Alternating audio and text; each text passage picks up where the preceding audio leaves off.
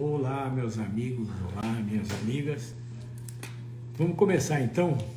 Hoje nós vamos abordar na nossa live um assunto muito importante para a nossa época que a gente está vivendo, que é a época da pandemia. Eu tenho visto aqui no consultório muita gente chegar apavorada, sabe? Aterrorizada, para dizer a verdade. Mas eu convidei o Enio, que é um cara que conhece muito essa parte de microbiologia. Ô, grande homem, tá aí, campeão? Tudo bem? Grande doutor Roque Savioli, é um prazer falar contigo, hein? Que maravilha. Que bom, você que é meu companheiro de profissão, né? De colega de arte, né, pô? Nossos troféus têm que vibrar. Vibrar.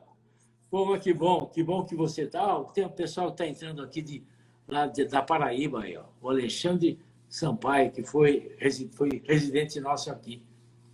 Mas, olha, eu estou dizendo para eles que aqui no consultório as pessoas chegam desesperadas, aterrorizadas, isso contando depois de 120 dias presas em casa.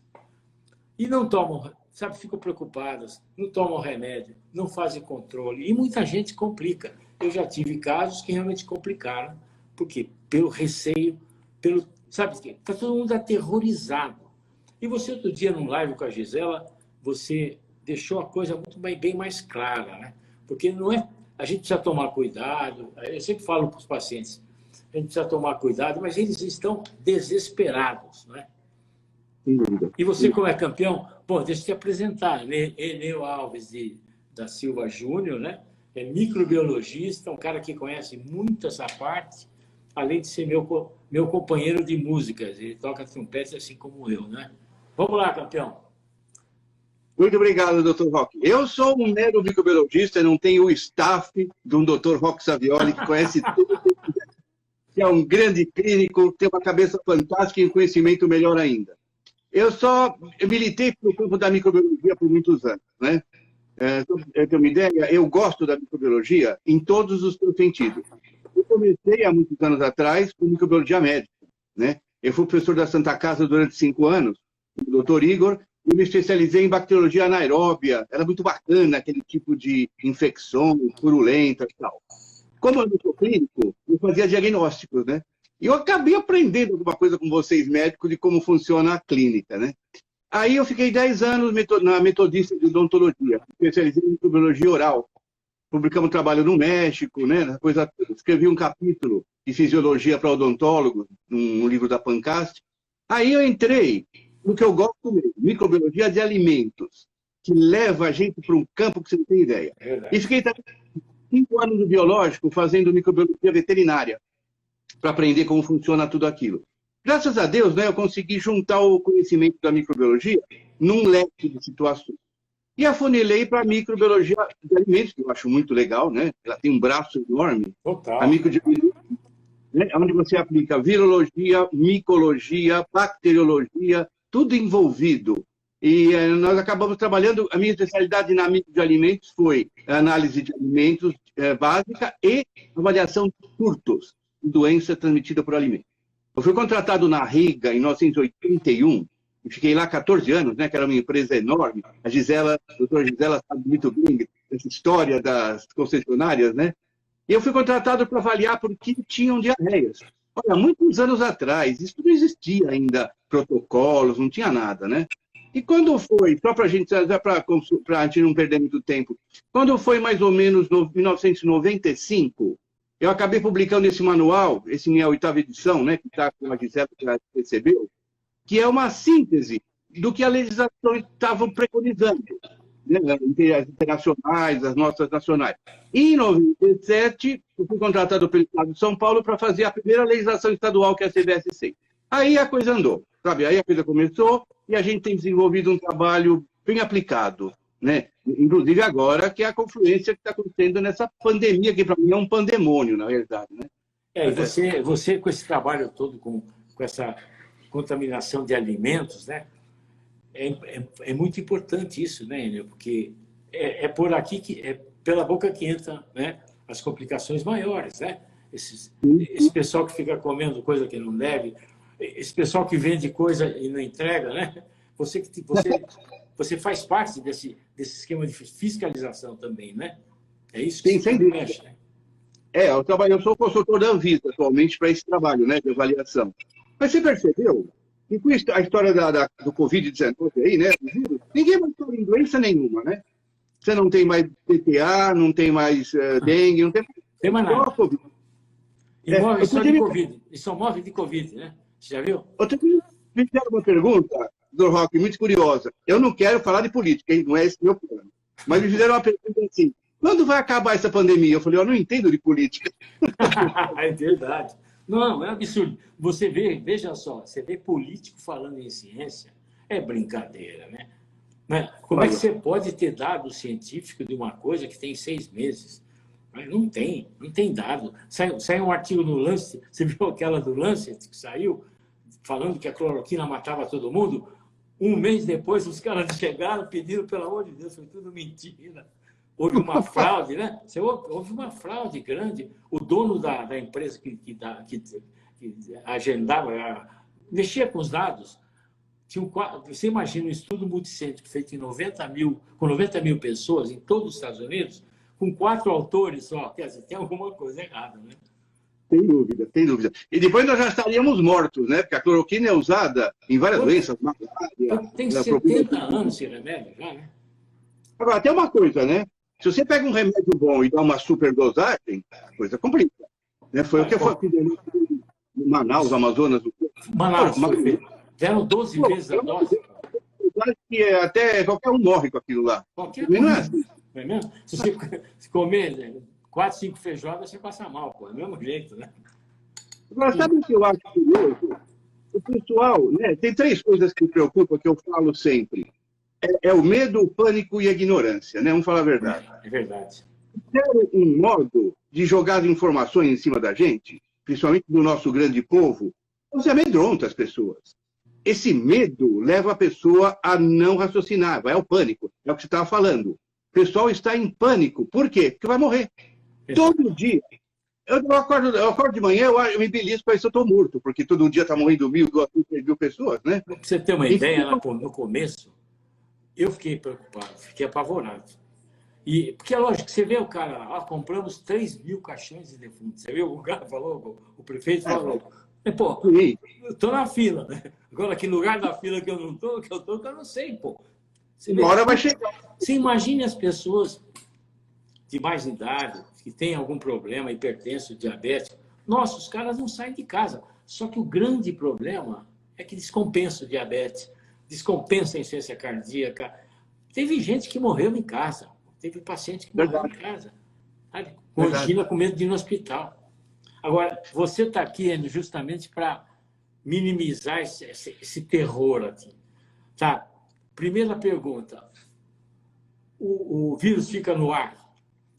Não fica no ar. Isso é coisa do Tedros, lá o presidente aí, o diretor da Organização Mundial de Saúde. Não fica no ar. Ele é transmitido temporariamente pelo ar. Olha que diferente, hein? Vamos entender uma coisa. Uma coisa é carrear, outra coisa é transmitir. Por exemplo, o ar não tem nada. Se tivesse no ar, estava todo mundo contaminado já. Todo mundo morto, pô. Não estava nem máscara, não estava de confinamento. O ar está dentro da tua casa, dentro da minha. Não está no ar. Olha que diferença. Se eu espirro, é óbvio, né? O modo de contaminação desse tipo de vírus é contágio, correto? Só para te dar um pouquinho rápido, confirmando na sua pergunta. Você sabe que tem 3 modos da gente ter doença. São aqueles micro-organismos, bactérias, vírus, fungos e tal, transmitidos por alimento e dão um quadro gastrointestinal. Sim. É DTA.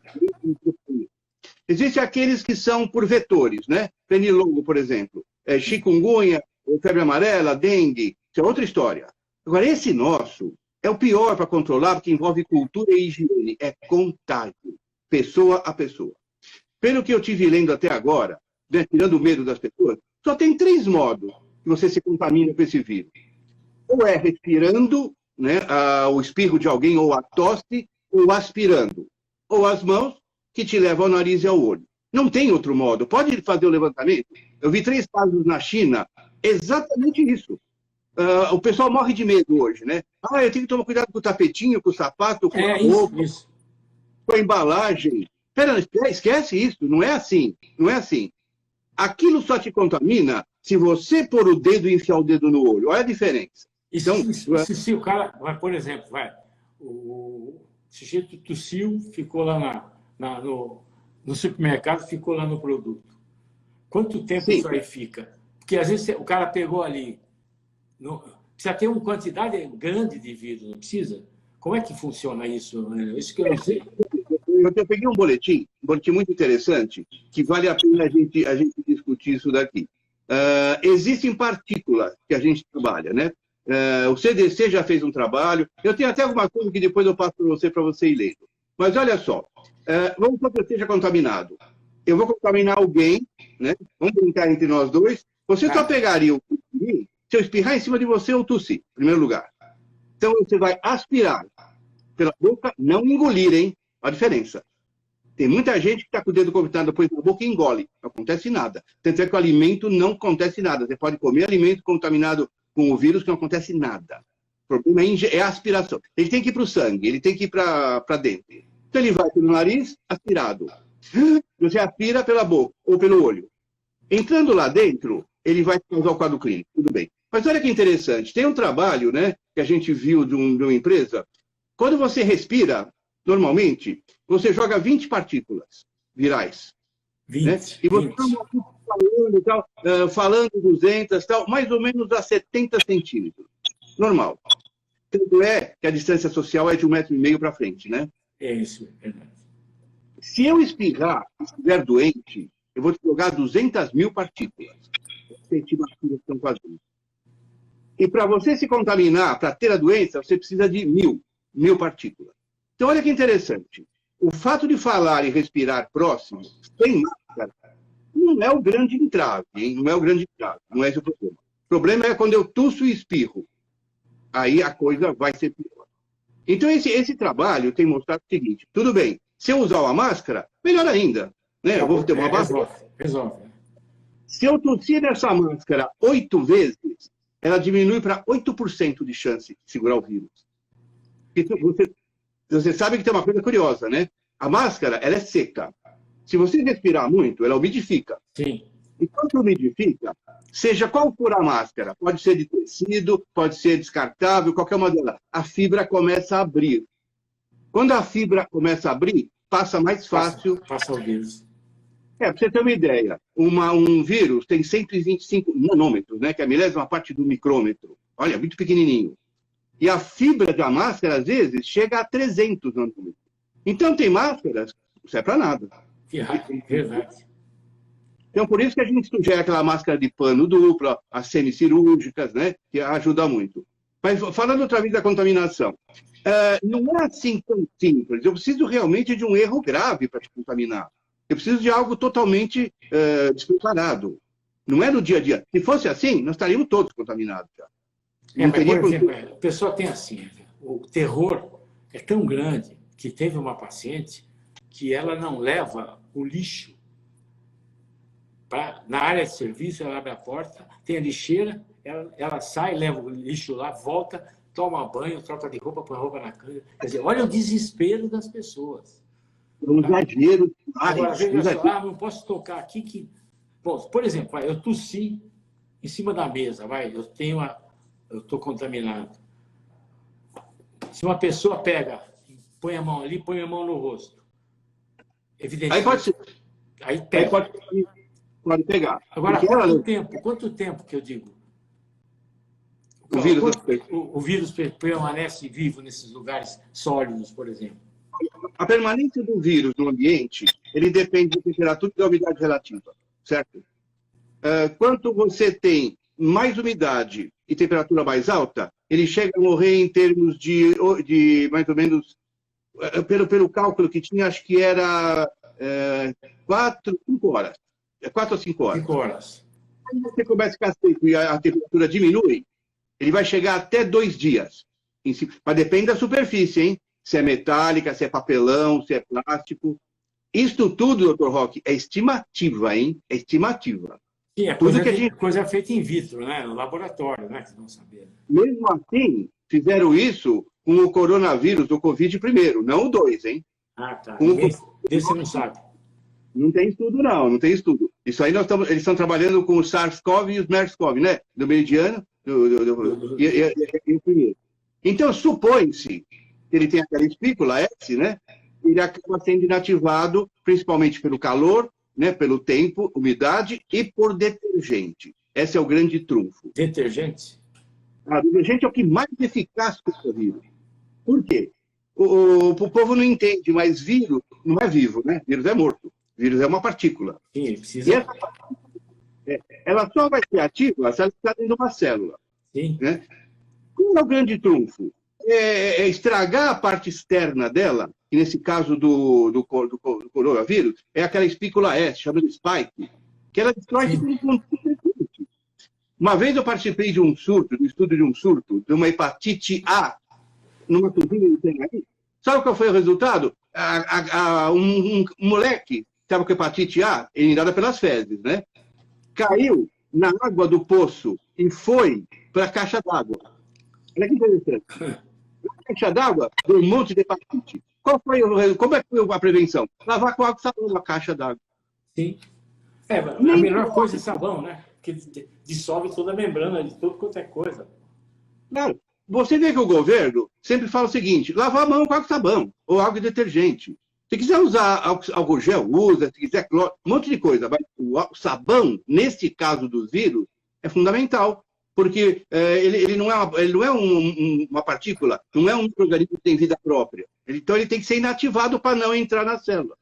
Né? E aí, voltando àquela pergunta que você falou do medo, as pessoas vão tomar banho. Eu tenho um exemplo, Dr. Roque, do delivery. Se quiser, eu te falo qual é a minha ideia. Isso é legal, isso é legal. Perder o medo. Quando você fala em delivery, agora tudo é delivery, né? Desde que começou essa pandemia. Tem 3 situações. Quem faz o alimento, quem transporta e quem come. São 3 situações. O medo de quem come é um absurdo. Né? Verdade. Casa. Eu vou te mostrar que não tem neurose. Por exemplo, eu, quando peço alimento delivery, eu peço de uma cozinha, de um restaurante conhecido, que não seja uma espelunca. Porque, além do cara ter higiene, ele também tem que ter um alimento bom para não me dar uma DTA, qualquer outra bactéria problemática. Então, você pede. O que ele vai fazer? Ele vai montar lá a estrutura do alimento, uma marmita que seja, certo? Tudo higienizada, tudo bem feita. E ele vai colocar dentro de uma embalagem secundária, a embalagem externa. Tá? Então, ele dá para o entregador. Até aí está tudo bem. Quem é o entregador? É um motoboy. Sim. Que deveria estar capacitado para usar máscara, lavar as mãos, usar álcool gel, se possível, e lavar aquela caçamba que ele tem. Isso aí. Eu peguei uma barata dentro daquilo lá, que foi dentro da puta do cara. Porque o cara não limpa. Né? Só limpar é suficiente. Hein? Bom, o que ele faz?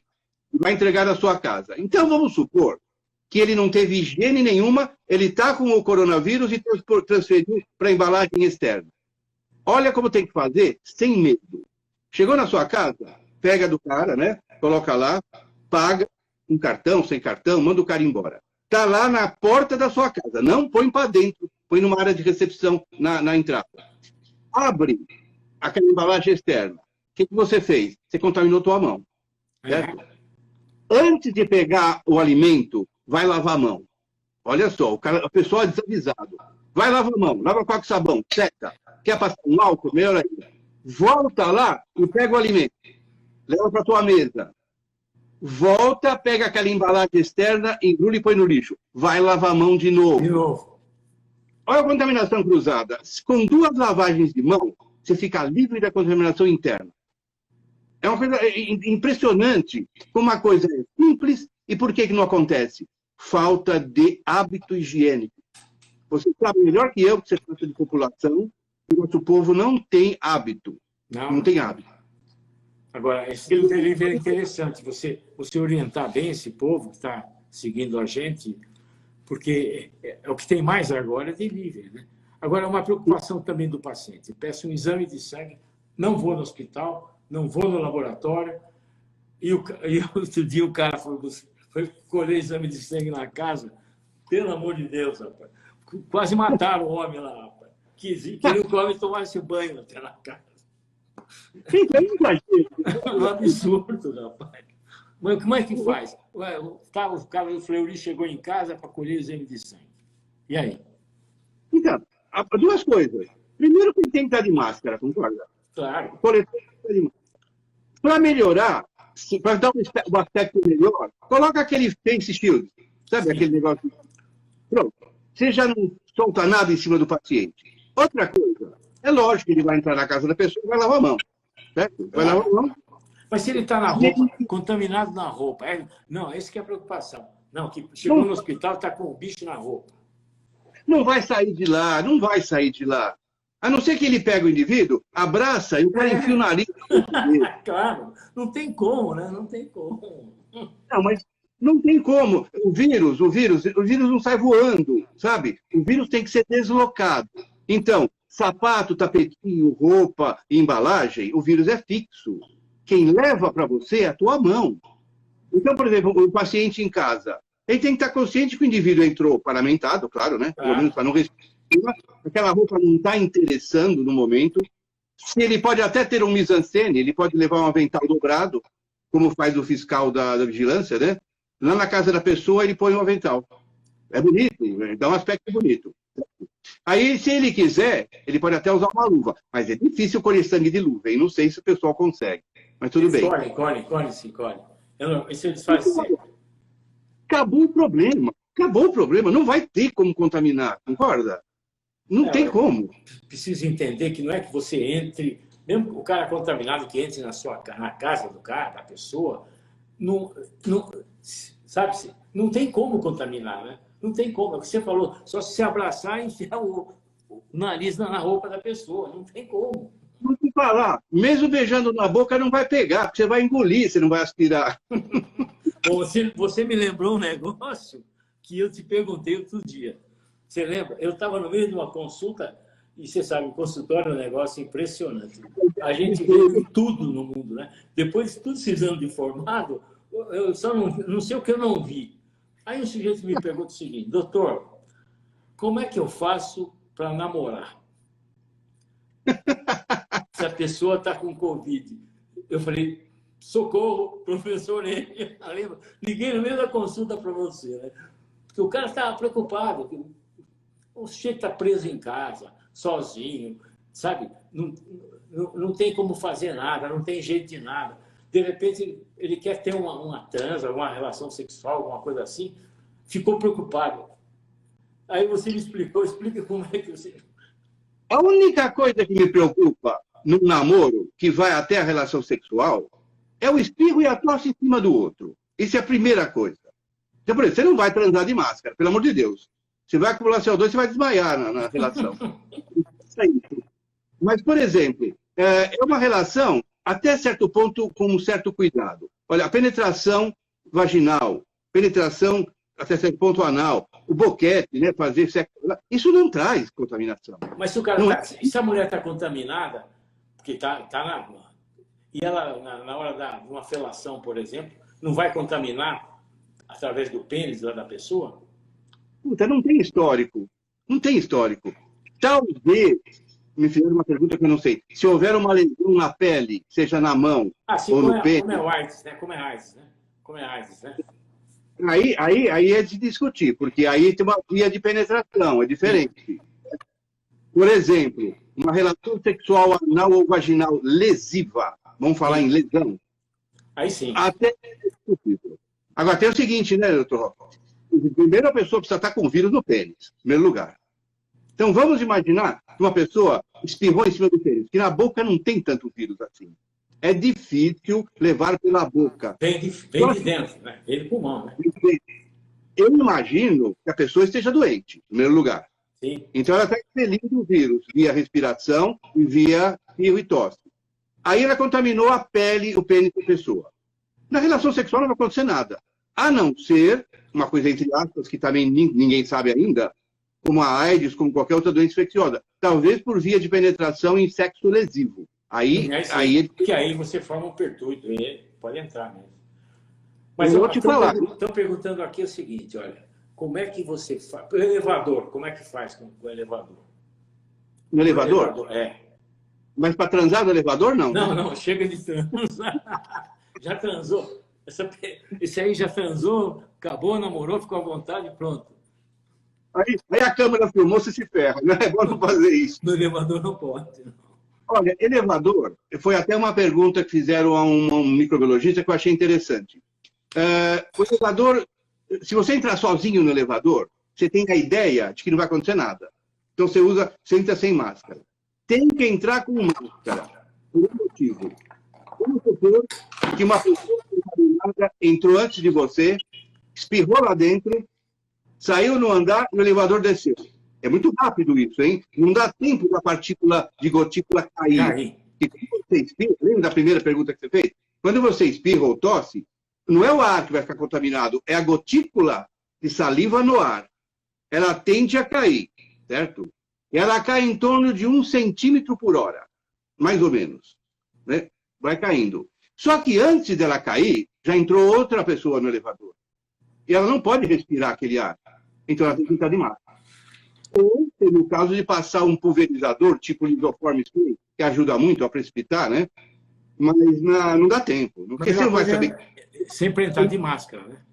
Sem dúvida. Máscara bem fechada, nessa hora é bom. A máscara tem suas grandes vantagens. Tem alguns problemas também, mas tem muita vantagem. Só que tem que saber usar a máscara, concorda? Não é sair de casa de máscara. Pelo amor de Deus. Sair de casa de máscara para quê? Só que a lei manda, né? Que nem aqui, ó, olha só. Denise Pradal, dizendo assim, eu vou usar máscara em lugares públicos o resto da minha vida. Você vê? Eu acho que... Olha como é que está. Olha, doutor Roque, isso vai acabar. Tudo passa. Até a pandemia, lembra da gripe espanhola? Matou milhões de pessoas. Um dia acabou. O H1N1, não teve H1N1 aí? Não faz muito tempo, né? Você lembra? Claro. O que acontece com a população? A população vai entrar em contato, não tenha dúvida. Vai pegar quem pegar, vai morrer quem vai ter que morrer. Nós vamos ter aquela estatística básica. Você pode até ficar em quarentena, vai morrer mais gente, hein? Mesmo em quarentena, porque o vírus vai te pegar lá. Mas você vai ter aquele ciclo do vírus. 80% não vai ter nada, 15% vai ficar doente e vai curar, e 5% pode morrer. Nós não temos nem 5% ainda. Nós estamos em 2%, 3%. Agora, não vai ser eterno, não vai usar máscara a vida inteira, não vai acabar o buffet, não vai acabar o self-service, não vai acabar nada. Espera passar esse pico, então ele vai acabar declinando automaticamente. E esse não vai ser o último vírus que vem do mundo, não. Virão outros vírus. Não se esqueça disso. Sempre vai ter chinês comendo o que não deve, né? E para mim, né, você é o grande mestre, você sabe como é que o vírus age. Esse vírus não tem comportamento, ele não tem caráter. Todos os vírus têm um tropismo. Você tem tudo, né? Você pega tudo, né? Tudo. Sabe o que me falaram? Eu até duvido, ou posso acreditar, que foi insertado no RNA dele, o RNA do vírus AIDS, para ele poder pegar várias células. Porque ele entra na hemácia. De cara ele entra na hemácia. É por isso, ele pega tudo. Pega tudo, né?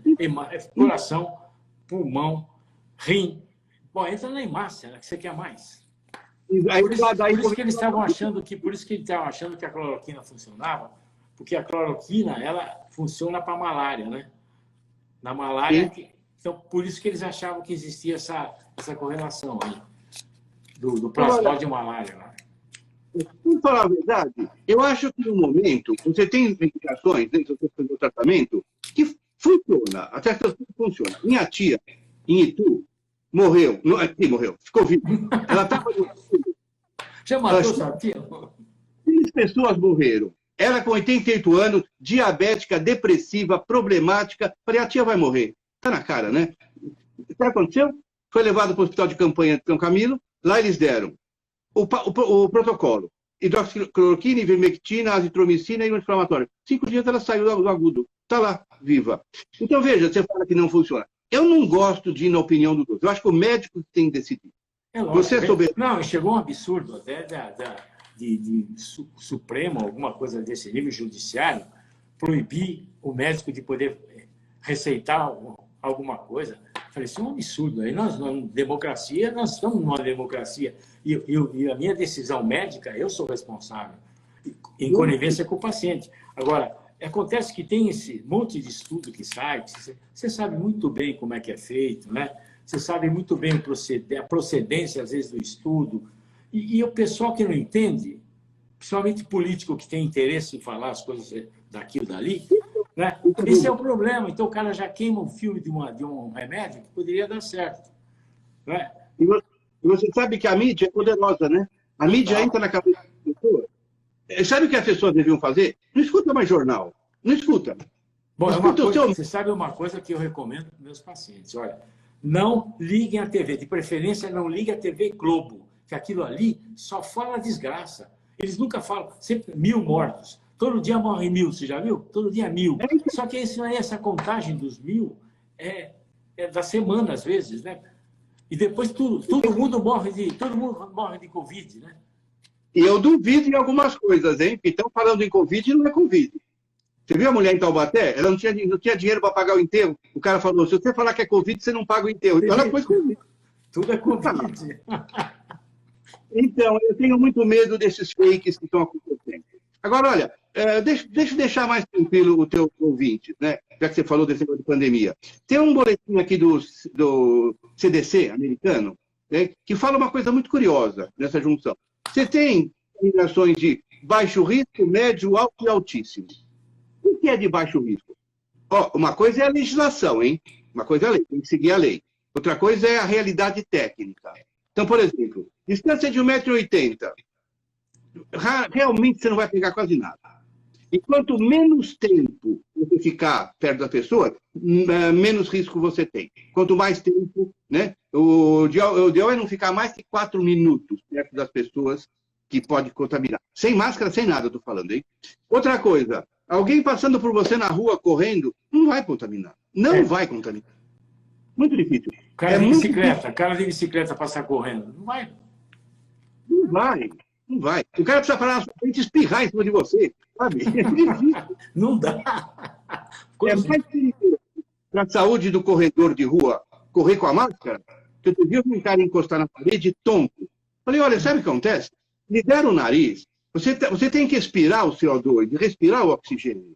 Você está acumulando. O CO2 tem falam que é fake. Não é não, que eu presenciei várias vezes. O CO2 ele tem 2 características. Ele é irritante de mucosa e ele é narcotizante. E narcotizante, claro. Não sei se você lembra, as mães davam Coca-Cola para a criança dormir, para beber em festa. Porque é narcotizante. A criança toma Coca-Cola e dorme. É incrível. E é extremamente grave. Então, você está num lugar fechado de máscara, perfeito, você tem que se proteger. Passou um tempo, saia de lá, vai ao ar livre, libera o nariz um pouco, respira o oxigênio, troca o CO2 e volta, entendeu? Só para você fixar isso. Então, veja bem, é espaços abertos. Espaços bem ventilados, com distanciamento. Risco muito baixo em transmissão a partir de superfícies. A própria CDC não coloca a superfície como sendo de baixo risco. E risco muito baixo atividade ao ar livre. Então, veja, isso não tem fundamento porque não tem histórico. O que é médio risco? Compras do supermercado. Quanto menos tempo você ficar, melhor. Restaurantes tem tanto ao ar livre com distanciamento e percepção do toque da superfície. Lógico, restaurante, quanto mais gente tem, você acaba tendo mais confluência. Tanto é que as medidas são boas atualmente, sabe? Você ter Você vê que tem uma distância grande, tudo. Agora já começa. Olha, o que é alto risco e muito alto? Alto risco, espaços internos. Qualquer reunião interna, onde as pessoas ficam próximas, o risco é alto. Então você tem que se prevenir. Você tem que pôr máscara e tal. Banheiros públicos e áreas comuns. Tá? E restaurantes com muita proximidade, que nós estávamos falando. Risco muito alto. Locais de trabalho, escolas, festas, casamento, redes de negócios, conferências, arenas, concertos e cinemas. Mas olha, aí é muita confluência. Você sabe o que eu acho lamentável? O pancadão de Heliópolis todo fim de semana com 3, 4 mil pessoas. E aí? E continua lá, né? Quer dizer... Vai ter que contaminar, concorda? Contamina, claro. Vai ver que já está com a imunidade de rebanho lá, né? Está todo mundo se contaminando, né? Direto. Os caras já se imunizaram, não é possível. E sabe uma outra coisa que me preocupa? Não morreu ninguém na Cracolândia. É verdade. O cara de rua não morreu, é verdade. Por que será isso? É um esqueleto andando. Cocaína. Será que a cocaína é anti... É porque é gozado. É verdade isso. Você não vê isso. Que nessa pandemia era para matar todo mundo. Esse pessoal de rua, drogados, tudo. Não era mesmo? Eu passei na Cracolândia outro dia para ver como é que está, que eles estão pegando marmita, tudo junto, tudo aglomerado, lá, de qualquer jeito. Coitado, Então, eles não têm onde ficar, né? será que o vírus sofreu na gente, que é preocupado? Só sei que o medo que tem o vírus. Que o pessoal não está nem aí. Nem aí. Agora, você vê só, a festinha que tem, os colegas que fizeram no começo de fevereiro, fizeram festinhas de aniversário, todo mundo pega, contamina mesmo. Festinha, fica de perto. Agora, não usavam máscara, né? Também, né? Todo mundo sem máscara. Agora, uma coisa me chamou muita atenção, né? Até não discutimos com a Geralda Violi. Quem que está ficando mais doente, que você falou no início? O confinado. Quando você está em quarentena, você está com medo, estressado, depressivo, não come direito, não toma remédio, não toma vitamina D, não toma nada, você vai entrar num problema orgânico gravíssimo. Qualquer hora que você sai de casa e o vírus está com alguém, normalmente, você vai pegar. O vírus vai te pegar em casa. Isso foi aquele idiota do Tedros que falou. Eu não gosto da Organização Mundial da Saúde do jeito que eles fazem. Está muito mancomunado com a China, né? É uma coisa absurda. Aquele Tedros, um dia ele fala que é bom, outro dia ele fala que não pode mais, agora ele falou que a quarentena é perigosa. Então, a gente tem que tomar cuidado com o que eles falam. Eu acho que a quarentena, no início, pode ter funcionado, agora não funciona mais. Não, todo mundo já liberou, né? A quarentena, tudo isso estava diretamente relacionado à quantidade de leito hospitalar, né? Porque seria um fracasso do governo, né? Do governo do Estado, né? De ter muita gente morrer sem nada. Então, estando vazio o UTI, liberaram. Você vê agora, está liberado geral, né? Está liberado geral. Esse é o problema. Está liberado geral. Sabe o que eu acho? A mídia já fez o seu papel. Todo mundo já sabe que tem que ter distanciamento, que tem que usar álcool gel, lavar a mão e tem que usar máscara. Pô, pelo amor de Deus. Se o pessoal não fizer isso também, então que se condene. Não aprendeu em 120 dias, 130 dias? E não adianta, você vê que não resolve. Esse pancadão que tem, festinhas que tem, ainda tem casamento, você vê que teve casamento, mas aí não adianta. E essas pessoas não vão aprender nunca. Só que não justifica, né, prender uma população por conta do outros, né? Eu sempre fui contra essa quarentena, esse isolamento social. Primeiro, porque a quantidade de pessoas depressivas que aconteceu, depressão, ansiedade. Eu recebo muita gente assim, sabe, com quadros depressivos importantes, sabe, descompensação cardíaca, tudo isso por conta desse isolamento. Engordar, pessoa engorda, muita gente engordando, né? Quer dizer, descompensando diabetes, descompensando tudo. Eu acho que se fosse uma coisa mais... É que o povo não entende, né? Esse que é o problema, né? Esse é o grande problema. Esse é o problema. E depois, junta tudo isso com falta de dinheiro, né? Falta de trabalho. Aí, faltou dinheiro, o cara morre. Pode reparar isso. Agora, sabe o que eu vi outro dia, que eu concordo? Discutindo com uma pessoa, é o seguinte. Qual é o grande problema da contaminação? Não é a confluência? Todo mundo junto? Sim. Então, nessa hora, tem que fazer o contrário. Shopping center abrir 24 horas, restaurante abrir 24 horas, ônibus, tem um monte de ônibus para não acumular. Por quê? Aí você seleciona. Dilui. O pessoal vai lá e não acumula.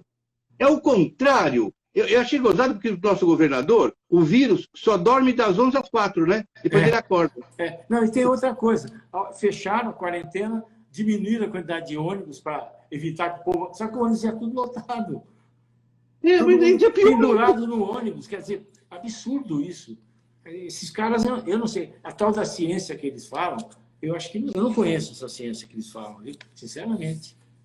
Também não. Agora estão perguntando aqui. Querem saber sobre a academia. Como é que faz? Olha, é a mesma coisa. A academia para ser problemática, porque na academia você faz exercício forte. Então você respira forte, você expira forte. Então, se alguém contaminado estiver lá dentro, a chance de eliminar para o ambiente é grande. E na academia, você não vai usar máscara. Se fizer exercício, você vai no aparelho. Então, eu acho o seguinte, a academia poderia funcionar com limitação de pessoas. Se você tiver espaçamento, qual o problema? Sim, não tem problema. Né? Não, nenhum, nada. Você não pode ficar um respirando em cima do outro. Porque aí você está cortando. É um exercício pesado, normalmente, né? Então tem que tomar cuidado. Todo ambiente aberto, e a academia normalmente é arejado. geralmente. Sim, Né? por causa do próprio exercício, é grande, né? Eu participei de um programa lá do Odete, em Fortaleza. Você sabe que os prefeitos e os governadores são muito gozados, né? Uns são contra o governo federal, um é a favor, outro não vai e tal. É a política. A maioria das praias de Fortaleza abriram. Abriram sem problema nenhum. Agora, teve 2 prefeitos lá que fecharam a praia, não pode nem passar na porta. Por quê? Problema político. Porque as praias não trazem. Primeiro que é calor.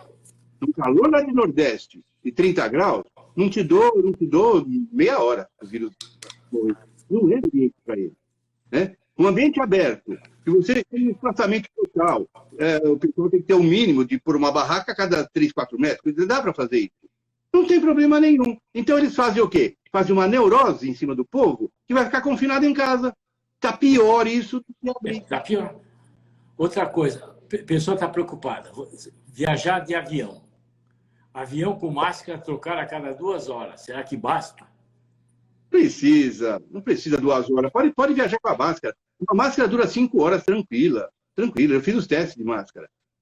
A máscara, 2 horas é aquela máscara vagabunda. Eu trabalhei tanto com essa máscara em épocas antigas. Uma porcaria de um paninho que tinha nas cozinhas antigamente, né? Que a gente usava para manipular alimento, que era de fibra. Essa máscara agora, é tipo PFF1, PFF2, a N45, 95, essa máscara de pano, que são boas, esse tipo de pano, né, duplo. Isso aqui você pode usar tranquilamente por 5 horas. O governo deu 3 horas agora, né? Qual é a viagem mais longa que você tem até o Nordeste? 3 horas, né? 3 horas e meia até Fortaleza, por exemplo. Uma máscara resolve. Não vejo problema. Se for uma viagem internacional, não está tendo, né? Não pode entrar ninguém. Eu diria que no avião, eles tinham que pôr uma poltrona no meio ninguém. Eu não sei se está assim, eu não sei como é que está. Mas, teoricamente, deveria ter, não ficar pertinho um do outro. Né? Eu acho que o avião, ele é confinado, ele é fechado, né? Então, a regra do avião seria a mesma coisa. Você separar pelo menos 1,5 metro cada um, no mínimo, usar máscara e lavar com álcool gel. Não tem outra coisa. Não tem outra coisa. Eu não vejo... que nem ônibus. Então, o ônibus é a mesma. O ônibus é pior ainda que o cara fica de pé em cima de você, tossindo em cima de você, né? E agora, o ônibus de viagem começou de novo, né? Você vai na rodoviária, já começou. Começaram. Os ônibus também, é uma confluência maior que avião. Muito mais, muito mais. Eu não sei se em São Paulo está assim, de colocar ônibus e não viajar em pé ninguém. Acho que não existe isso, né? Isso aí fica só no papel, só na teoria deles aí. Sabe o que acontece? São Paulo tem 19 milhões de habitantes. O pessoal quer ir trabalhar. E você tem uma frota de ônibus pequena. O que acontece? Então, eles diminuíram ainda, porque é lógico. Diminuíram por quê? Porque diminuiu o custo das operadoras aí e tudo mais, né? Fica com essa... Na verdade, tudo tem a explicação de uma coisa, mas você sabe que por trás não é nada disso, né? A história das máscaras. Por que no começo da pandemia o governo não chegou e falou assim, olha, tem que usar máscara, principalmente aqui em São Paulo? Porque não tinha máscara. Por que não liberou a indústria para fazer máscara? Chegou ao cúmulo, que lá no hospital, pelo comecinho da pandemia, saiu um edital dizendo que a gente não podia usar máscara. A gente que atendia paciente de ambulatório. Não tinha, e se usasse máscara de pano feita em casa, não podia usar. Atendendo no ambulatório. Evidentemente que tinha uma enfermaria de dentro lá internada com problema. É óbvio, né? É óbvio.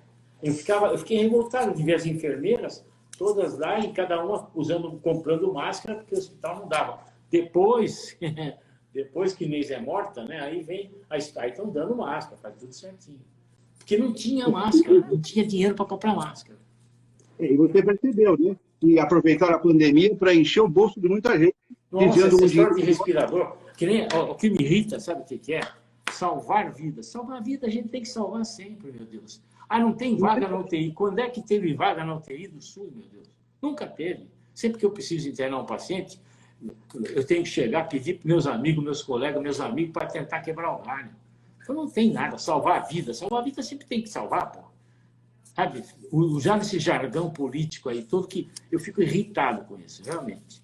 Esse é um jargão político mesmo, baseado no sistema comunista, né? Por exemplo, você passou, olha, você tem que fazer isso aqui, hein? Fica em casa para salvar a tua vida. Olha, não faz isso. Tudo que eles querem é para salvar a tua vida. O que o povo entende? Ah, é para salvar a minha vida. Só que morre depois que a economia foi para o espaço, né? E fica em casa, morre para ficar preso, né? Então é difícil. Eu acho que nós vamos saber o que aconteceu dessa pandemia daqui a alguns anos só. Viu?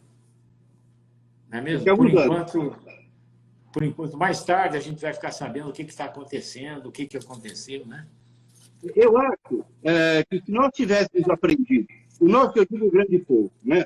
Com a H1N1, o H1N1 foi horroroso, e também se falou de máscara, se falou de álcool. Foi igual. Acabou, voltou tudo a zero. Por que não preveniram os hospitais desde aquela época, sabendo que o vírus pode fazer aquilo? Exato. Ué, né? O quadro pulmonar, eu tive paciente na época, o quadro pulmonar era igual esse aí. É igual, pneumonia era igual. Só que era só pulmão, né? E depois tem vacina também, né? Então a coisa ficou mais tranquila. Eu acho que a vacina do Covid... Você viu o pandemônio da vacinação agora? Cada um tem uma raça, né? Será que isso vai ser assim mesmo? Porque a vacina vai ficar pronta quando a pandemia já diminuir. É lógico. Daí você vai entrar na imunização após... só vai fazer aqueles restantes que precisarem. É que nem o H1N1. Agora ficou estabelecido. Você tem que vacinar contra H1N1, influenza, né? Aqueles vírus de rotina. Que agora, inverno, volta um pouco aqueles vírus já conhecidos. Por isso o pessoal está pedindo para imunizar. Só que essa vacina para o SARS-CoV-2 não vai ser tão rápida assim. Eu quero ver se imuniza mesmo. Eu queria fazer um teste de GGM, né? Principalmente para ver se ele responde. Agora, tem uma coisa, né? O protocolo de tratamento já está definido. Não tem mais que ter medo. É só saber fazer. E tem muitos médicos que são bem conscientes, né? Vamos falar assim, uma coisa rápida. A partir de que você se contamina, se você tiver entre os 80%, não vai acontecer nada. Não vai ficar com aquele vírus, não vai aparecer. A partir do momento que você entra nos 15%, que você vai ter o quadro clínico, falta paladar, né? Começa a ter aquele dor no corpo, febre e tal. Não tem que pensar. Porque desses próximos 7 dias que entrou no quadro clínico, tem chance de tratar e evitar que o vírus entre em outra célula. Isso. Porque a imunidade, né, a produção de anticorpos, vai demorar 10 dias. 10 a 11, 12 dias, às vezes. Depende então, muito. Quando o teu anticorpo estiver pronto, o vírus já progrediu muito. O que você tem que fazer? Parar com essa besteira de política e tratar no início, para que dê tempo de o anticorpo ser produzido pelos linfócitos, concorda? Exato. Mas, olha, é que fica essa história, na verdade, não é só Brasil, né? Isso é coisa mundial. Você veja a indústria farmacêutica toda, né, investindo em cima de uma medicação, né, que vai custar um absurdo, né? Esse Remdesivir, essas coisas. E por que vai? Tem coisa baratinha de graça que funciona igual? Só que é lógico, os estudos que fizeram com a cloroquina é um absurdo. Os caras em fase final, dizendo que dá arritmia, dá isso e isso. Olha, a gente sabe que dá muita coisa. Olha, eu tenho paciente que eu trato há muitos anos, que toma cloroquina, hidrocloroquina por conta de hepatite reumatoide. Nunca aconteceu nada. E com problema cardíaco, tomando beta-bloqueador, tomando tudo. Claro, uma dose... Compatível, né? Compatível. Mas também, se fizer que nem os caras fizeram em Manaus, tocar 5, 6 vezes a dose, mas morre mesmo. Até a água, se você bebe demais, morre também, né? Agora, sabe o que eu senti falta também na mídia? Por que não dá assim uma preventiva? Preventiva, que eu digo, não é medicação.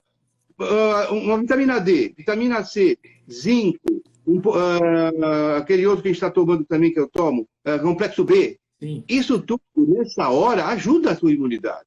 Mas aí fica a história da evidência, veja bem. Aí começa essa história de medicina baseada em evidência, que destruiu toda a medicina, né? Essa história de evidência que cada vez irrita mais a gente. Um perfil que tem que ter nível de evidência A, B, C, D.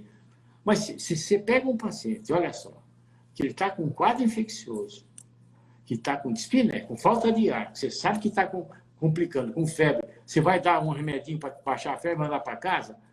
Mesmo que tem evidência ou não, meu amigo, você tem que tratar. Olha, quando o cara está com um problema grave, a gente aí tem que salvar a vida mesmo do cara. Sabe? Porque se deixar, muita gente morreu por causa disso. O cara foi no pronto-socorro, o nego falou, não tem nada, remedinho para febre e vai para casa. Se complicar, bem assim, se tiver falta de ar, você volta. O cara voltava com PO2 já lá embaixo, quer dizer, já todo contaminado, morria mesmo. Talvez esse tipo de conduta valesse não em época de crise, em épocas normais, esses resfriadinhos comuns. Esta época de agora não pode pensar assim. Essa época de agora é salvar vidas, você falou, é tratar. É tratar para que... Salvar a vida é tratar, pô, precisa tratar. E fica essa onda toda. E depois, sabe o que eu acho uma coisa hipócrita? Esses caras que ficam falando na TV que contra isso, que é a cloroquina da ciência, são os primeiros a tomar a cloroquina, a azitromicina, tá? São os primeiros a tomar, pô. Você vê só, eu sei disso. São os primeiros que tomam. Quer dizer, é uma palhaçada. O povo que precisa disso, sabe? Que está morrendo por falta de atenção, fica escutando essas coisas de evidência. E quem pode, vai lá internar no Sírio-Libanês tomando todas essas coisas. Isso que é a falsidade que eu não gosto, eu também acho horrível. Isso me irrita muito, sabe? Eu acho que o conselho médico tomou uma decisão boa, né? O médico é que tem que decidir. Isso. Não tem... É isso mesmo. Eu decido, eu chego para o paciente e falo, olha, você está assim. Olha, tem um monte de gente que teve Covid, tratei à distância, porque agora tem que ser telemedicina, né? Eu fui claro, dizendo, olha, você tem isso, você vai tomar uma medicação que eu tenho, pode dar complicação. Qualquer remédio que a gente dá, a gente tem que falar isso para o paciente, né? Você pode ter um risco disso, daquilo. Tudo bem. Eu dei cloroquina, dei ivermectina, dei vitamina C, tudo isso que você falou. Vitamina D. Você acha que eu vou deixar uma pessoa em casa? Agora, outra palhaçada que eu acho são esses testes rápidos que estão sendo feitos. Eles compram esses testes de esquina. No posto de gasolina aqui do lado tinha um negócio vendendo teste. Sabe? Olha que coisa mais triste. Uma paciente me liga dizendo que fez o teste rápido, fazia 15 dias já, e perguntando se podia fazer um exame, tinha dado positivo, ela estava em quarentena, isolada em casa, fechada, não abria a porta para pegar a comida. Sabe quando aquele prisão? Abre a porta, põe a comida no chão e fecha. Desse jeito estava. Aí ela me liga dizendo, olha, já passaram 20 e poucos dias, eu queria fazer um exame para ver se eu já posso sair da quarentena e tudo mais, né? Quem a gente tem que pedir? IgG, IgM, mesmo a história do RT-PCR, que não necessariamente quer dizer que o vírus esteja ou não, mas se está positivo, você tem que deixar o cara ali, né? Ela fez tudo normal. Eu falei, você não teve. Seu IgG normal, IgM normal, RT-PCR normal, você não teve. Mas como que eu não tive? Fiquei 20 dias preso porque ela fez essa porcaria desse exame aí rápido. Isso aí é muito falho, né? Muito falho, é muito discutido, não é assim. Isso não existia antes. Porque, para mim, o teste é assim, ou você pesquisa a presença do vírus, ou você pesquisa o anticorpo, certo? Isso. E o anticorpo, você só vai avaliar se houve uma resposta imunológica. Se houve uma resposta imunológica, é porque você teve algum problema, você entrou em contato. Aí, a dosagem tem que ser feita. O que é? IgG está quanto? O IgM responde primeiro. IgG está baixo, então você está com a doença. O IgG vai lá em cima. Depois de um certo título, você já está imunizado, coisa desse tipo. Se tem ou não tem, é uma coisa muito frágil. Pode até ser um alerta. Aí vai levar para o médico. Tudo bem, está IgM positivo e IgG negativo. Pô, será que ela entrou em contato? Se já está dando positivo, é porque ela está desenvolvendo já a doença. Agora, tudo normal depois de 20 dias, não pode, né? Não aconteceu nada. Eu estudei tanto imunologia, não é possível você produzir um anticorpo contra uma coisa quando essa coisa não entrou em você. Não dá. Né? Você comeu um troço que tem o mesmo antígeno de superfície. Estou perguntando aqui, o teste rápido não é o do cotonete, não. Aquele do cotonete no nariz é o PCR, né? É o PCR. O rápido é no sangue mesmo, né? É da pontinha no dedo, né? Tira o sangue. Agora, é interessante aquele do suave do nariz, que vai pesquisar o vírus, não o anticorpo. Ah, o vírus, é claro. É o Você vírus. tem ou não o vírus. É uma coisa também. Esse é interessante. Depende de como você está. Então, se você não tem o vírus ali, não sei se ele já entrou no corpo e não está mais no nariz. Tudo isso é discutido. Não sei qual é o estágio É, que está o mesmo, vírus. mesmo esse exame parece que tem um percentual de falso negativo, né? Esse do RT-PCR. Mas é o Outra único coisa exame que você pode fazer, né? tem gente usando esse bendito deste infravermelho errado, hein?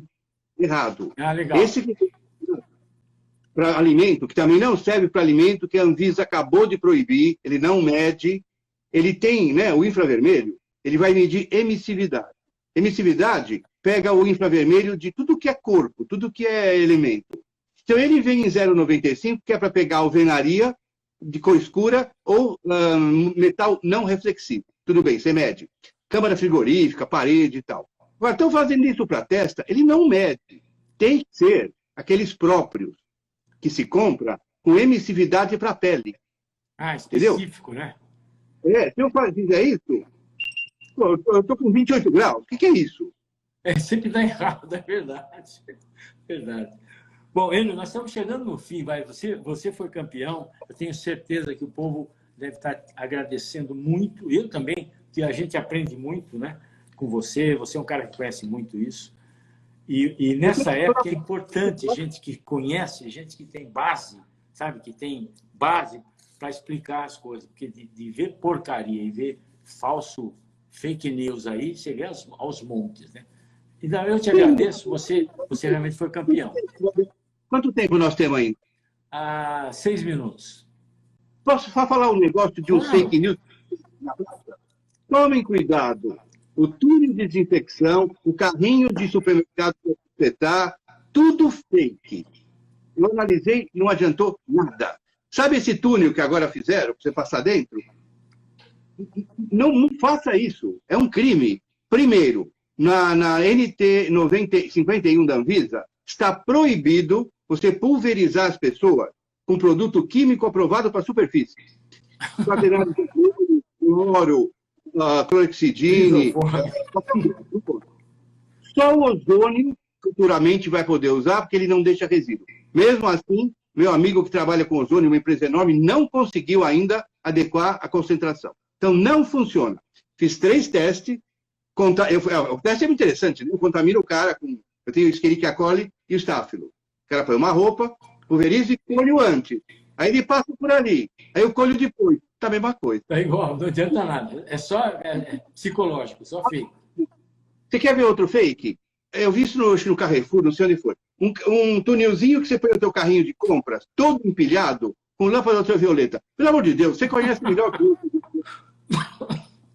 Primeiro, que a ultravioleta precisa ter um comprimento de onda de 254, lá aquele negócio todo. Ele não vai entrar, está fechado. Está tudo um pacote em cima do outro, não é?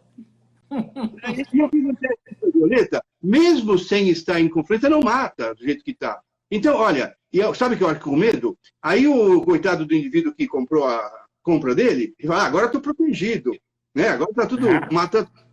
Não está, não está. E o tapetinho? E o tapetinho? Aí ele vai falar, não vou nem lavar a mão, eu esterilizei tudo. É verdade. Então, olha, uma coisa importantíssima, hein, para a gente não esquecer. Seja qual for o problema, lave as mãos. Lave as mãos. Não toque o nariz nem o olho. Se as pessoas se conscientizarem disso, você vai ter uma queda brutal da contaminação. Em qualquer lugar. Seja com tapetinho, sem tapetinho, com roupa. Roupa hospitalar eu acho um pouco mais delicado. Você tem que tomar cuidado, porque o ambiente hospitalar é um foco. Aí tem que tomar mais cuidado. Mas o resto, eu tenho mais medo, pode falar a verdade? Você sabe que o nosso povo não tem a menor educação higiênica. O moleque, principalmente, ele vem da rua com aquele pezão, ele entra em casa e põe o pé no sofá, põe o pé no sei onde. Eu tenho mais medo de um ovo de tênia. Você sabe que nós temos fezes espalhada a céu aberto, né? Fezes humana. E alguém portador de tênia jogou o ovo lá. Com aquele ovo que ficou em cima do sofá e você põe a mão na boca, você vai ter uma teníase. Certo? É um problema seríssimo. Nem é cercose. Teníase mesmo. Você vai engolir e vai dar o problema cerebral. Então, a higiene é primordial para qualquer coisa.